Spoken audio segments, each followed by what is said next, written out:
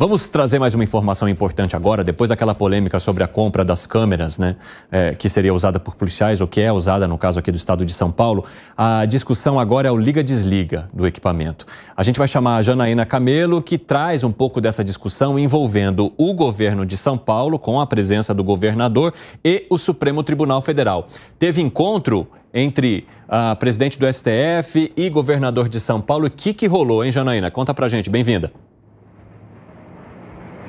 Boa tarde, Evandro. Pois é, essa conversa acontece depois que o presidente do Supremo, o ministro Luiz Roberto Barroso, ele pediu esclarecimentos do governo de São Paulo, né, sobre o edital de licitação das 12 mil câmeras corporais aí para serem acopladas nos uniformes dos policiais, porque esse edital, como a gente sabe, ele também aí coloca que os policiais eles terão autonomia para ligar e desligar as câmeras corporais, por mais que a central também tenha aí essa função, esse poder de ligar e desligar, mas isso acabou gerando um grande burburinho, né? Então, essa conversa aconteceu por conta disso.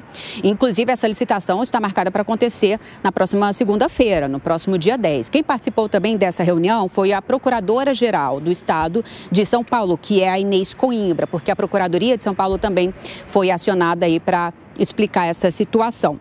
O governador saiu aqui do STF sem falar com a imprensa, saiu agora há pouco, faz uns 20 minutos, mas ele não conversou com jornalistas, mas o STF publicou aí, né, divulgou uma nota dizendo que tanto o governador como a procuradora falaram aí ao ministro sobre as razões aí que justificaram o edital ter sido publicado dessa forma, que o ministro Barroso ouviu com atenção, mas essa nota não explica aí quais seriam essas razões. Então diz que o ministro vai analisar essa manifestação, vai também aguardar a manifestação da Procuradoria-Geral da República para que aí sim tome uma decisão.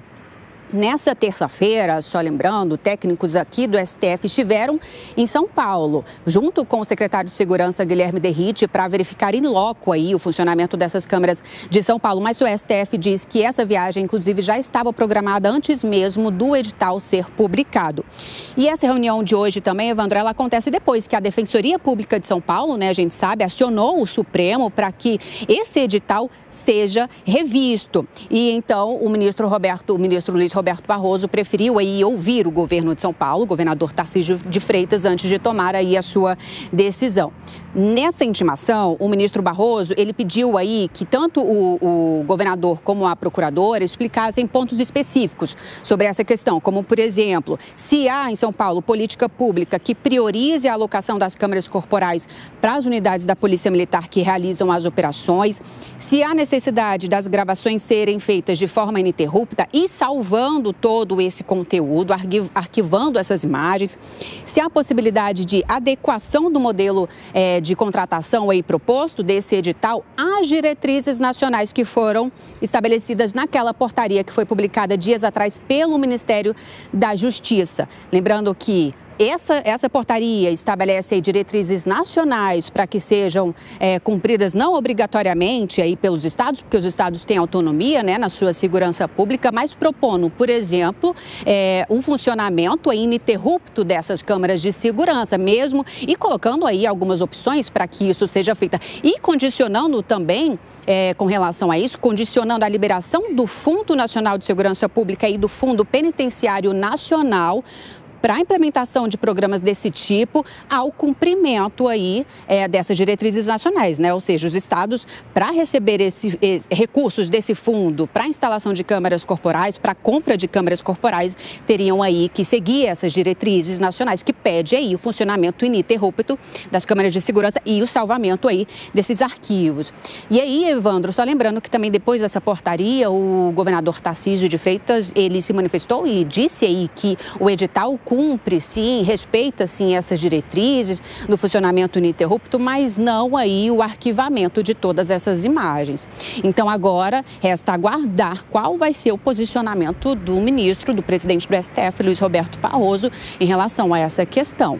Evandro, é com você. Valeu, Janaína. Bom trabalho para você. Bom, como era previsível, a situação ganhando mais camadas do que muitas camadas, e o governo de São Paulo entrando, né, diretamente nessa dividida sobre as recomendações feitas pelo Ministério, sobre o edital para o alcance de mais câmeras para o uso policial e principalmente sobre as gravações, quanto tempo essas gravações seriam mantidas, se haveria o liga-desliga feito pelo policial ou se isso deve caber à central, enfim. De que maneira você entende, Gustavo Segré, o Supremo Tribunal Federal entrando em mais essa, justamente porque foi acionado também pela Defensoria Pública de São Paulo? Confesso que não entendi qual é a função do Supremo Tribunal Federal nisso, porque não vejo nenhuma inconsistência constitucional em determinar se alguém liga, desliga, quando desliga, quem é que liga ou desliga. Não vejo qual é o vínculo entre Constituição e o liga e desliga. Mas ao ser provocado, o que resta ao Supremo Tribunal Federal? Porque, de alguma forma, o ministro Barroso, né, ao chamar o governador, quer entender os motivos e as questões que envolvem essas decisões e editais que foram lançados pelo governo. De alguma forma, ele vai ter que se manifestar, porque, ao ser provocado, o Supremo Tribunal Federal tem de dar uma resposta. Mas me parece que aí está o erro. Por que deveria dar uma resposta? Poderia dizer, isso não é âmbito do STF. Qual seria o problema dele mencionar? Isso não tem nada a ver com uma questão constitucional. Se não, estamos tendo o STF como auditor de um monte de coisas que não tem a ver com a questão constitucional. Me parece muito ruim para uma república que um dos poderes tenha que supervisar absolutamente tudo, inclusive o que não é vinculado com uma questão constitucional.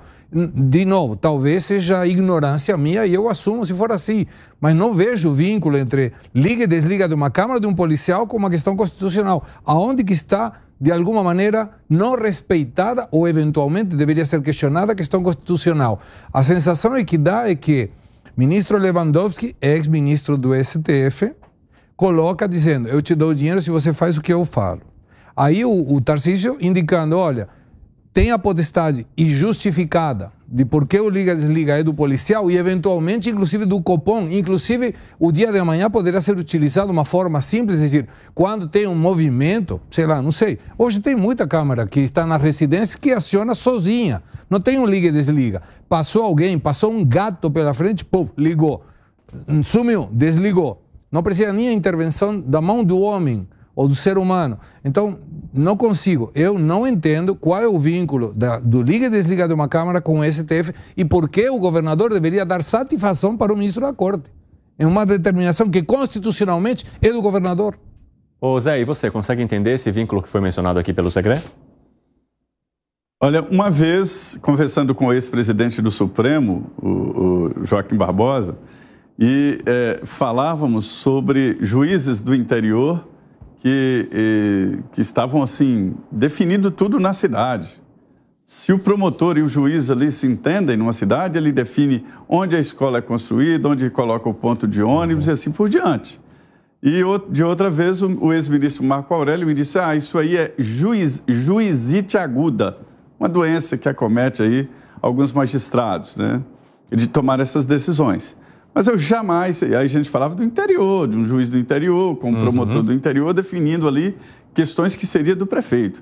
Jamais eu imaginaria naquele momento que um governador de um estado como São Paulo viesse ao Supremo tratar de um assunto que é de gestão pública, que a Constituição dá ao governador do estado a gestão da segurança pública, não é nem ao governo federal, é ao governo estadual. E essa história de câmeras está indo longe demais. Quem tem que definir isso aí é o comandante do pelotão, dizer, olha, nesta operação nós usaremos isso e câmera, ou usaremos outras que não câmera. Então, eu não entendo essa nacionalização e essa história de proibir ou obrigar. Não é assim. Zé, muito interessante esse exemplo que você deu, né? Porque é como se trouxesse, de fato, uma relação com a situação que estamos acompanhando agora. Piperno, você entende que há esse bairrismo na avaliação sobre câmeras e principalmente sobre a atitude aqui do governo de São Paulo? Então, eu gostaria de entender quem foi que provocou esse encontro. Se foi o governador Tarcísio que tomou a iniciativa de ir lá ou se ele foi chamado para conversar. A Janaína te trouxe ali que o governador mencionou que esse encontro já estava agendado antes mesmo de haver uma provocação feita pela Defensoria, né? Exato, porque me parece que não foi algo imposto a ele. Porque, na verdade, também é possível que eles tenham conversado sobre outros temas, né? E esse agora, né? por estar na pauta do dia, acabou entrando também. Ô Piperno. Oi. Ô Piperno, eu entendo que um pedido, quando ele não pode ser negado, ele não pode ser feito. E um pedido, uma sugestão, um convite de um ministro do Supremo, quem é louco de não ir? Uhum. Não, claro. E agora, veja, eu não sei se foi por conta disso, se foi lá atrás o governador que tomou a iniciativa de conversar sobre algum outro assunto. E aí, Zé, eu tenho uma outra suspeita. Que o governador certamente deve ter consultado o Supremo se o governo federal tem o direito, tem a autonomia para deixar de repassar os recursos do Fundo de Segurança, caso ele não adote as recomendações feitas pelo Ministério da Justiça. Eu tenho essa suspeita de que talvez ele tenha feito essa consulta. De qualquer forma, também me parece que o governador já fez um recuo em relação ao liga e desliga das câmeras. Não tem sentido isso. Quer dizer, a quem interessa isso? Uma coisa meio estranha. Agora, eu também acho que a exigência de armazenamento das imagens por 90 dias e não apenas 30, como propôs o governo de São Paulo e tal, é algo que também pode ser melhor conversado, negociado. Até porque você precisa ter estrutura para armazenar mais isso aí e tal. Então, eu acho que esse talvez seja o ponto menor e aquele mais passível aí de negociação. Gani, já vou abrir um espaço aqui para você falar. Deixa eu só ouvir o secretário levantar. Não tem a ver com o que falou o Piperno, mas veio na minha mente que às vezes chama uma coisa na memória. Por que o STF não intimou o ministro na época, Flávio Dino, para que explique as questões das câmaras que não funcionaram no dia 8 de janeiro? Estamos falando de câmaras liga e desliga, estamos preocupados com a câmara que liga e desliga um policial e ninguém se preocupou com a câmara que não estava funcionando no Ministério da Justiça no dia 8 de janeiro, com 1.000 e tantas pessoas presas? Como é que pode? Por que agora sim é importante para o STF e naquele momento ninguém foi acionado, ninguém acionou e o STF não chamou ninguém para dar explicações? É curioso. Fala, Gani. Eu acho que essa questão fere dois princípios aí. Primeiro, quebra o pacto federativo, porque isso é uma decisão do governador, porque a polícia militar ela está sob o comando do governo estadual. Isso é uma questão da polícia militar, da corporação com o governador. Segundo ponto, quando isso vai para o Supremo, também quebra um outro princípio. E aí concordo absolutamente com o que o Segré trouxe. O que o Supremo Tribunal tem a ver com essa história? Isso é uma questão, de novo, do governo estadual. Você goste ou não, concorde ou não, mas o governo estadual, ele foi eleito para isso, ou seja, para colocar as câmeras, para tirar as câmeras. Só que aí a gente vê muitas vezes que a decisão vem de cima, vem do Poder Executivo, quebra o pacto federativo e aí, quando não agrada, recorrem ao Supremo Tribunal Federal. Está tudo errado. Fala, Piperno, eu vi que você se manifestou um pouco aqui. Arremate, então. Não, eu tenho dúvida se o Supremo chamou o governador para conversar sobre isso. Essa, para mim, em relação a esse encontro entre eles, é o ponto central. Eu não imagino que o Supremo vá obrigar o governo do Estado de São Paulo a tomar algum tipo de medida em relação a isso. Agora, eu repito, se fosse governador de São Paulo, nessa situação, eu consultaria sim, o Supremo para saber se o governo federal pode deixar de me repassar recursos por conta disso. Mas é uma posição diferente.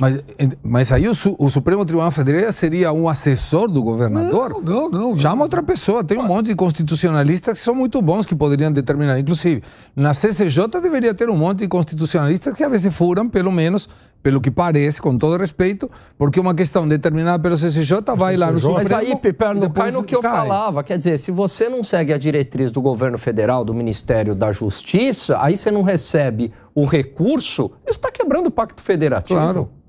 Não, provavelmente o governador tem a mesma dúvida que você. Isso é possível? Quer dizer, o governo tem autonomia para falar, eu vou dar para o estado do Evandro e não vou dar para o estado do Alan.